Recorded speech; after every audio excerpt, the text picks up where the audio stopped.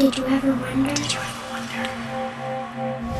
I do. Did you ever wonder why the sun always rises, but the stars never fall? Why dry land is never satisfied by water? And why fire never says enough? The wonder of comfort and statutes and hearing God's voice. So yesterday I was at our Christian Businessmen's Committee, and the lady there, Jan, was quoting one of her favorite, I forget, pastors, and talking about how the Holy Spirit bears us up like, wings on eagles. And I couldn't help but think of Isaiah 40 and, that whole idea of the wings of eagles. And I have for years marveled at the word that says, wait on the Lord in Isaiah 40, the last verse, which is verse 31, that they that wait upon the Lord shall renew their strength. They shall mount up with wings as eagles, and they shall run and not be weary, and they shall walk and not grow faint, right? And so that idea of eagles we talked about in previous podcasts is this netzer, which begins with a nun, which has to do with this great faith, and then a shin and a resh. And it's like this resh is telling us that this is the faith in the fire king, so to speak, or the number one in that. And the idea of that eagle's wings, of course, comes from Exodus 19 as well, and it's certainly in Revelation, and we see that all over the place. But I didn't help but note that the beginning of the chapter 40 is comfort ye, right? Comfort ye, my people.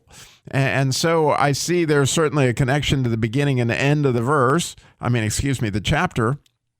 But when you look at that word comfort, which is our first wonder today, it is essentially pronounced Nahum, which is sounds kind of like a prophet, doesn't it? But anyway, the idea is, again, that letter nun, which has to do with a great faith, and then a het, which would be our marriage, our union with God, and then a mem, which is, essentially water or the word or Jesus, all of the above. So you put them together and you get this idea is, man, when you have faith, right, and you're united with Jesus, right, that's complete comfort. I mean, in his presence is fullness of joy, and of course. And so it's mentioned twice, like comfort ye, okay? And interestingly, I haven't had a chance to do this podcast, but I'm going to do it when God tells me to do it, and he told me to do this one today. I've been translating the Gospel of John into Hebrew, and John in Hebrew is Yohanan. And the idea is John's name, both John the Baptist and John, of course, the apostle, it ends with a double nun, okay? And so when you get this comfort ye, my people, there's a double nun there, and I just wanted to note that, oh my goodness, and the voice of the one crying out in the desert, right?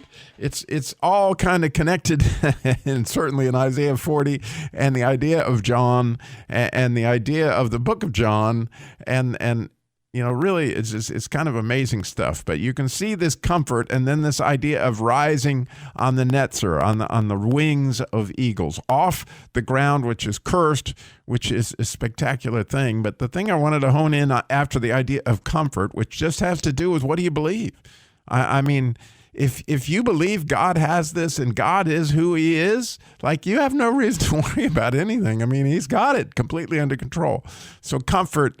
And the idea of John, I see, come close. But then, the idea of statutes and the beginning of Isaiah, 40, 31, it says, those who wait upon the Lord. Well, that word has fascinated me for years because the word is kava. And kava is the word that is used in Genesis 1 when God wanted to make the dry land appear, and he gathered the waters together. And that idea of gathering is the same idea that's exactly here, that as you wait on the Lord, you're kind of drawing near to him. And we've studied this kuf. Kava, as you can hear, starts with the letter kuf, and then a vav, which you can hear the V sound, and then a hey. And so it's kind of like here's a long extension of the idea of the kuf itself, which is to draw in, to come into close proximity with his holiness, come in close proximity with his love. And essentially you're bringing down his light from that relationship. And so as we are kava, as we're drawing near to him, as we're waiting on him, right, he's going to rise us up with our faith, right? And because that netzer is this idea of faith, which is really, even the Holy Spirit is what's going to bore you up on wings, as my friend Jan was saying.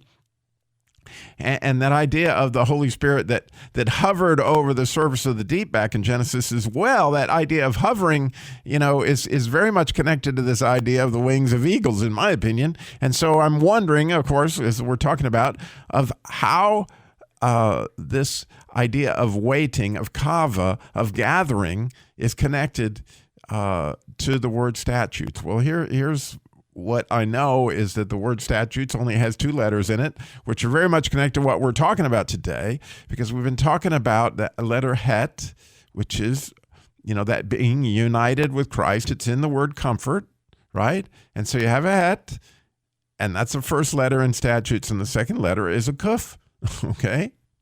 And so, I was talking to the Lord and trying to see, how does these things fit together? And how do these things fit together? And so as I was reading Isaiah 40, right, and it says, speak ye comfortably to your people and cry unto her, right? And so who wouldn't want that? For the Lord to speak. And that word is debar, which is interestingly the word that in the beginning was the word, right? John 1:1 is that idea, and very much debar. I actually found yesterday some documents that had been found in the Vatican of an ancient Hebrew text of a Hebrew translation of the Gospel of John that was kind of found in a junk pile, and they didn't